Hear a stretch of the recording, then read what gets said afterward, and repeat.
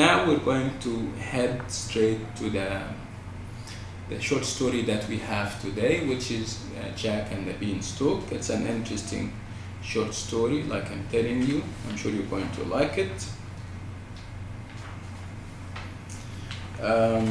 Like I said, it's a fairy tale, and when I say a fairy tale, it conjures up ideas of supernaturalness, crazy stuff, weird stuff, things that do not actually happen in reality, like having magic beans, speaking harps, hens that lay eggs, ogres. Okay, but these are all supernatural.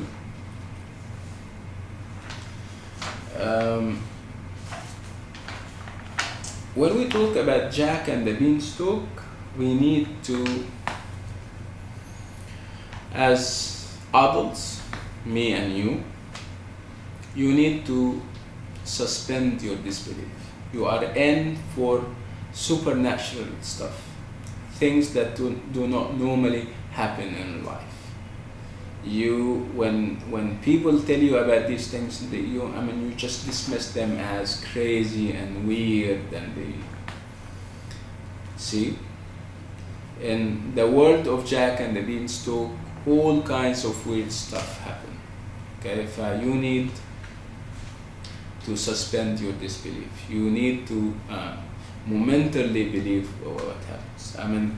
The concept of willing suspension of disbelief is credited to the great romantic poet Samuel Taylor Coleridge. Okay, so I want you to promise me to suspend your disbelief, which means that you're going to momentarily try to read and not dismiss what happens as crab and crazy and stuff like that. Okay, so in very brief terms, I would like to relate the story to you, the plot. From this point forward, I want you to also, before you walk into class, you need to prepare. You need, the least you can do is to read the short story.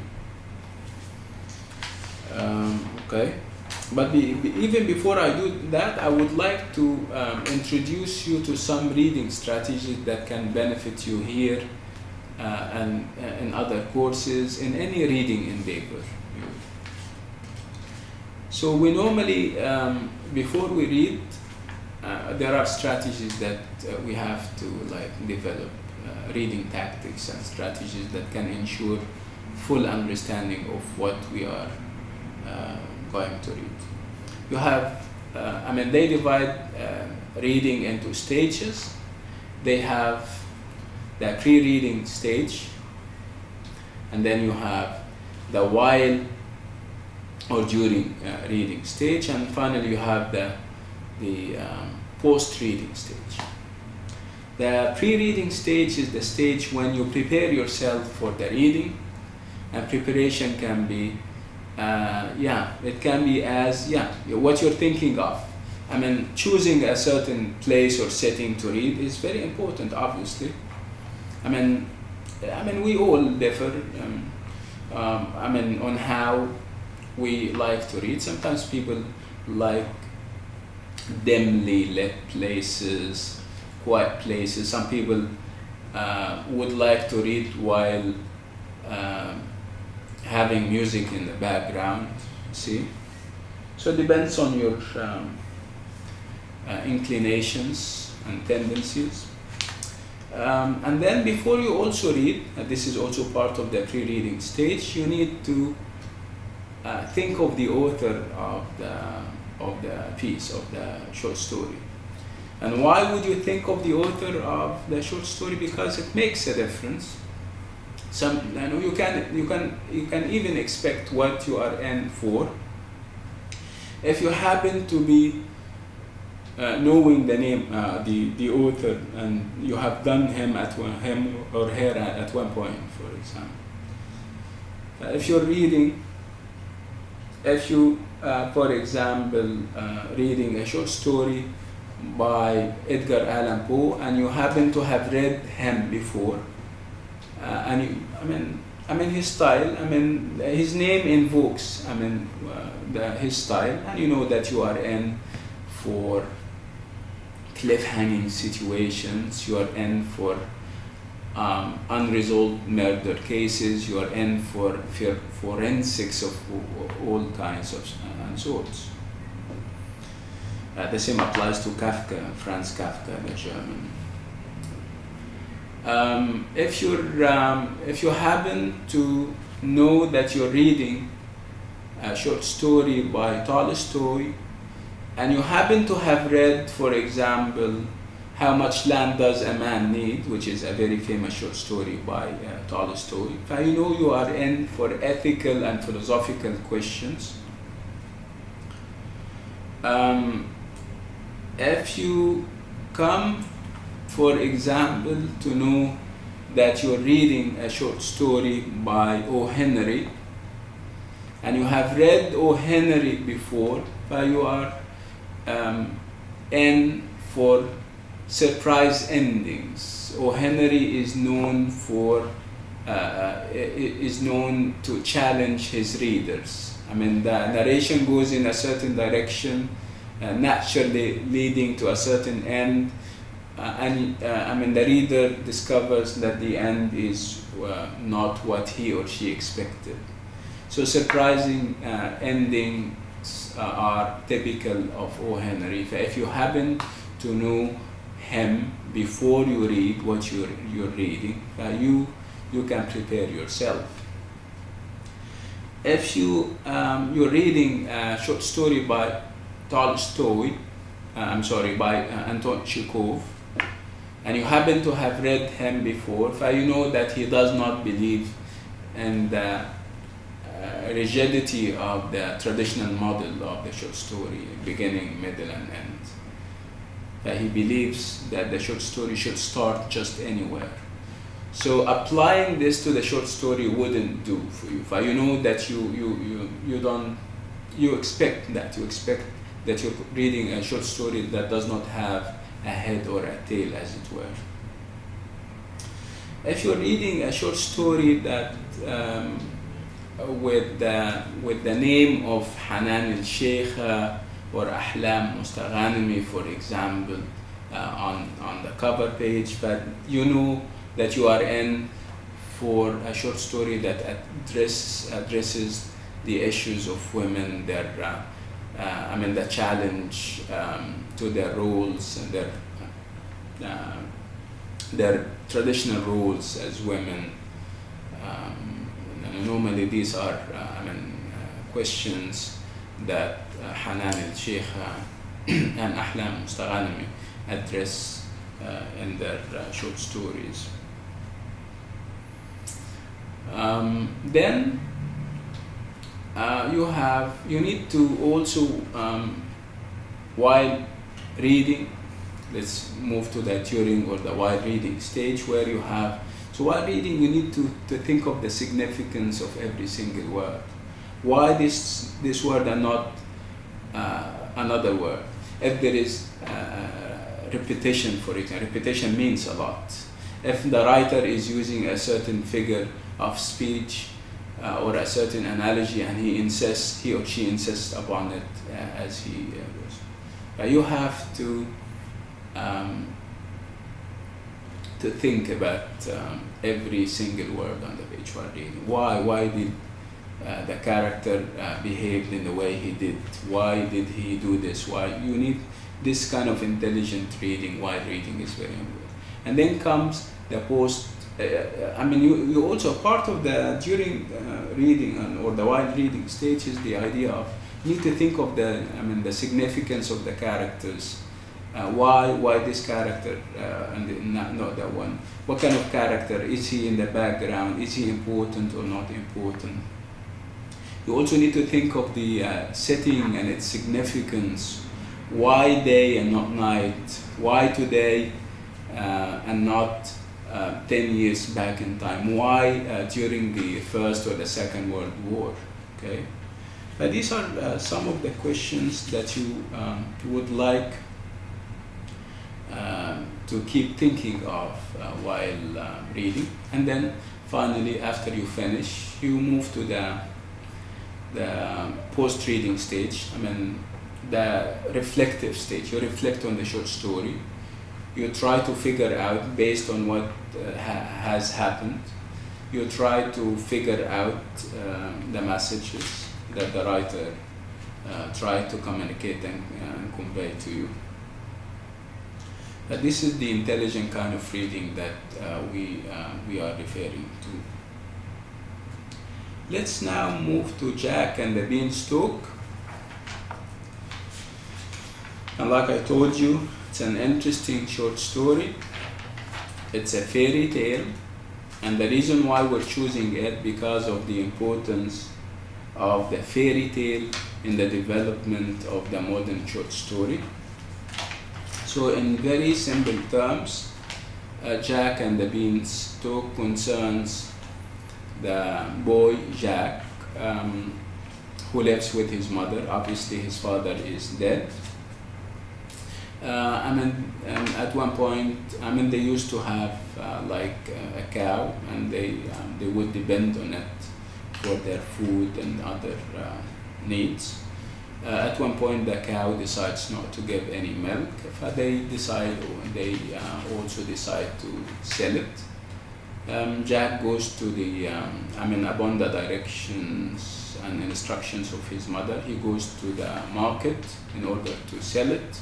He meets, on the way to the market, he meets an old man who offers him like magic beans or magic seeds in exchange of the cow. The boy very innocently accepts, and he takes the magic beans back home. His mother is of course angry and accuses him of all sorts of things. He calls him idiot, and she takes the beans and just throws them away out of the window. The boy goes to bed and sleeps angrily, of course. In the morning, he looks out of the window and he sees the seeds growing into a beanstalk, a huge one. He climbs the beanstalk, and at the top there is the castle or the palace of the ogre, a very rich ogre. He goes there in order to ask for food. Remember, he hasn't taken his dinner because of the anger of his mother. He asks the wife of the ogre for food, and after begging and appealing to her, she allows him in, and he starts to eat. He starts to frequent the palace, and the wife would allow him in. And then at one point he has to hide because of the presence of the ogre, and while he is hiding, he overhears the ogre counting his gold coins. After the ogre leaves, Jack steals some of the gold coins and goes down to his mother, and they start spending money. And then when his money runs out, he goes back to the ogre's place and starts to steal a hen that lays golden eggs, and he goes down to his mother and they start spending the money. And when they finish, he goes up again, and in this the ogre feels that he smells human. he starts to look. At that time, Jack wanted to snatch the magic heart of the ogre, but the heart very eerily and very weird, in a weird way, speaks to his owner, the ogre. But the ogre discovers and finds out about Jack, and he runs after him. Jack manages to run very fast, and when he arrives home, he chops the beanstalk, and the ogre collapses and falls and dies at once. We're told that Jack is now very rich, and he gets married to a princess. And this is the end of it. He lives happily ever after. This is the short story in a nutshell. If you would like to apply the elements of the fairy tale to it, it's easy. If you still remember when we spoke about the fairy tale, and this is something that if you have we have the definition, I think it was in page 11. So it's a simple narrative. Yeah, it's very simple. I've told you the story in a few minutes. Dealing with supernatural beings.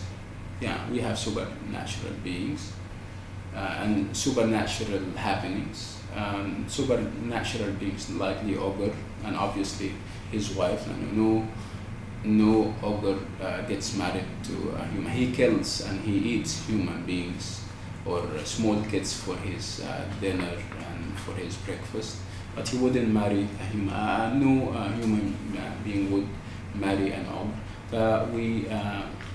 We will be right in assuming that the wife of the ogre is also at least half human. So supernatural beings like the ogre and his wife, and supernatural happenings. You have the heart that calls out to its owner. You have hens laying golden eggs. You also have magic beans that grow into very big trees, and see. These are all magic and supernatural happenings. And it is, if you still remember, fairy tales are normally written or told to the amusement of children.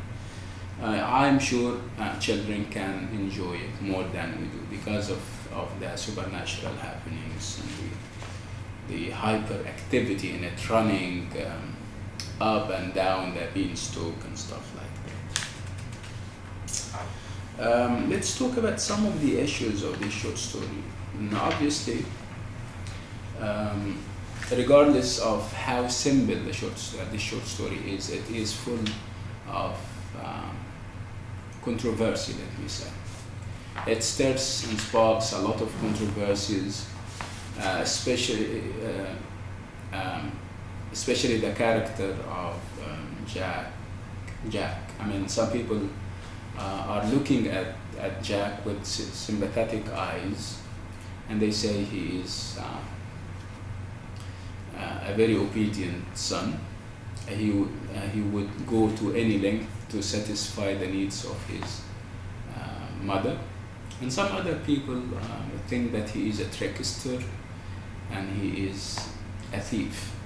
Whatever he does, they wouldn't find it in their hearts to condone what he has done. The fact that he has stolen money and other properties from the ogre. And this is stirring, like I'm saying, a lot of controversy.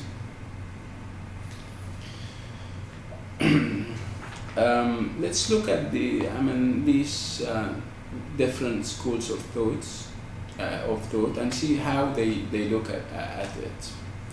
Let's look at the first group, the group who says that Jack is an innocent boy who leaves no stone untouched in order to gratify and satisfy the daily needs of his mother.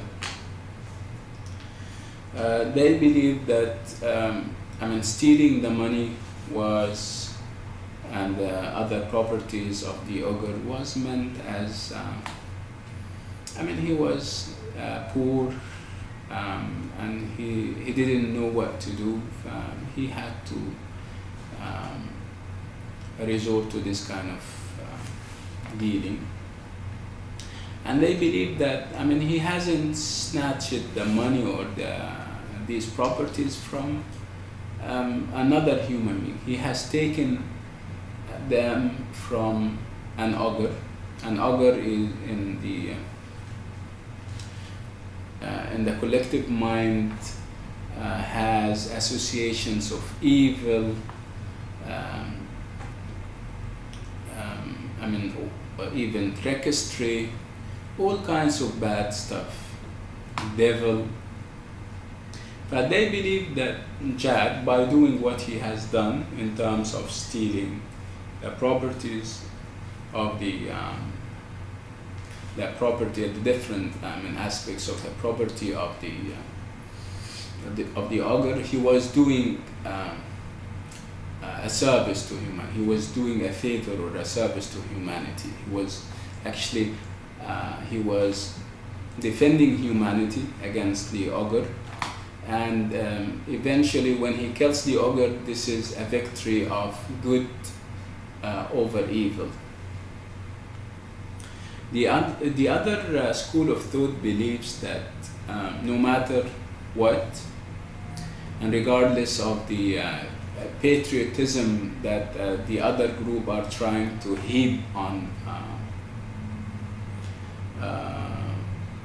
Jack, he is still a thief. And they are giving the example of the fact that he insists on stealing. He's not, and they are saying it's not stealing and full stop. It's stealing and greed. The fact that he was also greedy. If he wasn't greedy, and if it was all for the sake of his mother and securing his needs, he would have stolen whatever he has stolen once, and he could have stayed with his mother. But he tried it more than once, 3 times. And if he was given the chance, if the ogre hasn't found out about him, he was likely to steal more, to go there more often than not. They say that Jack is a trickster and is a greedy thief who does not stop at anything to further his greedy goals. Heaping money and okay. But this is as far as the controversy goes. Let's now move to, let's talk about the delineation of characters in the short story. So characters, again, typically of short stories, you don't have so many number of characters. You have a limited number of characters. You have Jack, you have his mother, you have the old man, you have the ogre and his wife. Okay, Jack is the most dynamic of them all. The other characters are there you can always set Jack against them or set them against Jack so that you can know more about Jack. His mother, of course, is a flat minor character. The wife of the ogre is also a flat minor character. The ogre remains, he's a major character. is if we have two major players in the short story, so we have Jack and we have the ogre. But of course Jack is more important because he is the triumphant side. If we're going to think of Jack and the ogre in the parameters of protagonist antagonist, so Jack would be the protagonist, while the ogre would be the antagonist, the enemy. What else about the short story? We need to stress that while reading it, you're going to find it full of repeated words, which is typical of a short story addressed primarily to children. The language is very simple and straightforward. It's sometimes you have lots of onomatopoeia. An onomatopoeia is a device that that is used a lot in folk tales and stuff, because people are not very well educated. You need to use words that can, the sound can help them understand the meaning of the word. When I say the word bomb, you don't need to know that bomb means a bomb that explodes. So the word itself is very significant. When I say hiss, when I say buzz, okay, so the meaning is there in the sound. Actually, this is it. With this item, we come to the end of today's session. Thank you very much, and goodbye.